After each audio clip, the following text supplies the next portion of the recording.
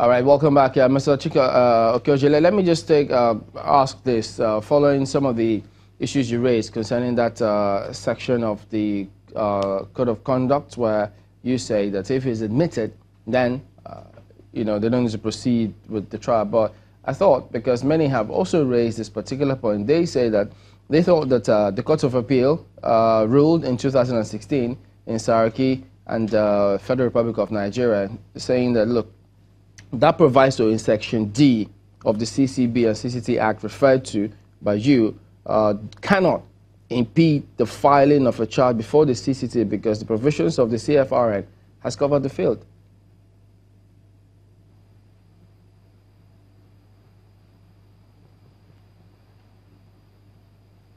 You can respond if you heard it. Can you hear me, Mr. Chikodi?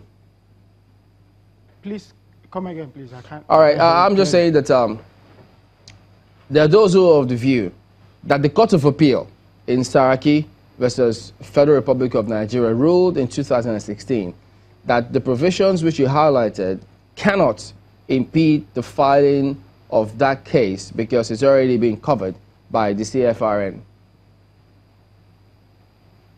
Actually, the provision is there, and as far as I'm concerned, is a special provision made in respect of offenses under the CCT Act.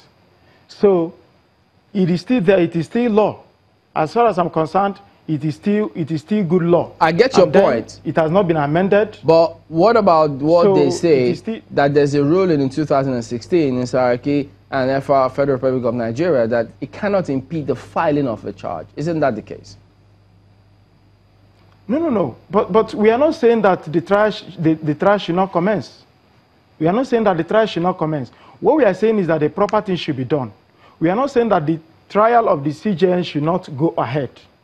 What we are saying is that the CJN, there shouldn't be issues of removal of the CJN now until the trial is concluded. What is the proper thing in this context? If you say that that section, because it comes across as though you're saying, well, in context of that particular section, they cannot proceed since it's admitted an error. That is the provision of the law.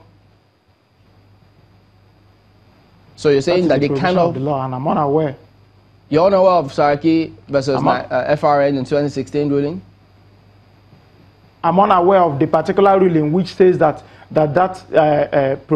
proviso contradicts the Constitution of the Federal Republic. I'm unaware of that. No, I didn't say contradict, that it cannot impede filing.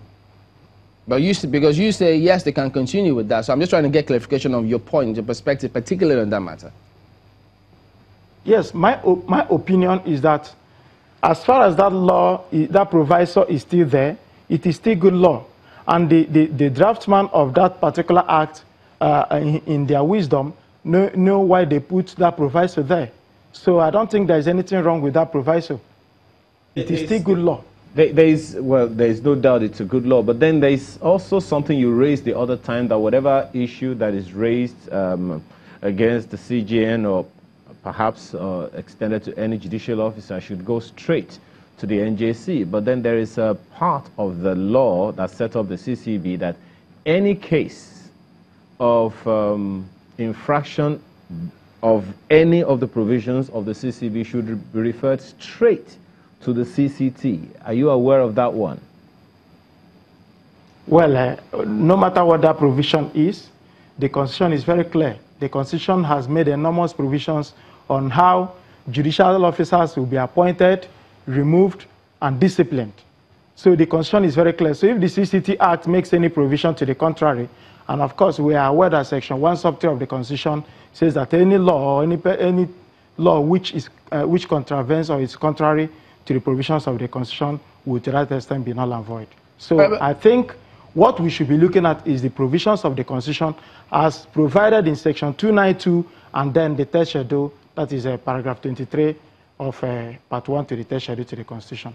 Well, Mr. Tanko, let me bring you in here because what do you say to the views or those who hold the view that, look, there seems to be maybe an attempt to frustrate the system? How do we correct that moving forward? Well, if you are to correct it, you need to send the right perception into the system. There's been a lot of cry by the political parties as regard to the issue of some decisions that were taken with regard to the Coalition Center, where Haji Amina Zakari was appointed, and then there have been issues that have been raised with regard to the system of the election and how it was going to go.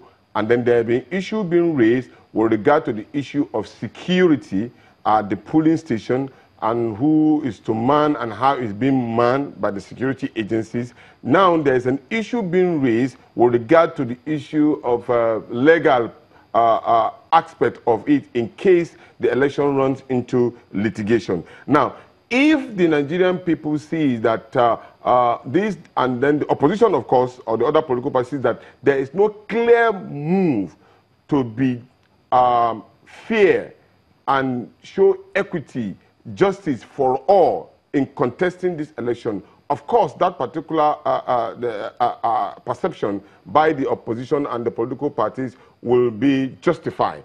And so the present government and the electoral umpire and every of the process that is being sent to the Nigerian people must be made in a clinical way that people will feel that they have confidence in the system. As it is now, there's a lot of storm and a cloud on the electoral process that doubting probably this election will be free and fair for all concerned. And that is where we do not want to run into. And we are making every position possible to let the government of the day know that Nigeria is for us to build. And if we join hands to have a clean election, it's only built on the achievement that has been made over the years. But anything short of that may lead to chaos, anarchy, and unacceptable electioneering that may come in 2019. God forbid. Yeah, but Mr. Tanko, you know, previously, even before this particular scenario, we remember several times, is it 2003 or 7 or 11, where there's usually huge security concerns. Remember when the truck ran into INEC office some time ago, threatening that elections, many thought that elections were not going to hold. So in that particular context, could you tell us, in terms of the threats or the concerns raised before elections, how do you think this is particularly different? Because in spite of all that happened previously in the build-up to the previous elections, we always seem to somehow hold the elections. Can't hear anything. Oh dear, they just seem to have seized again.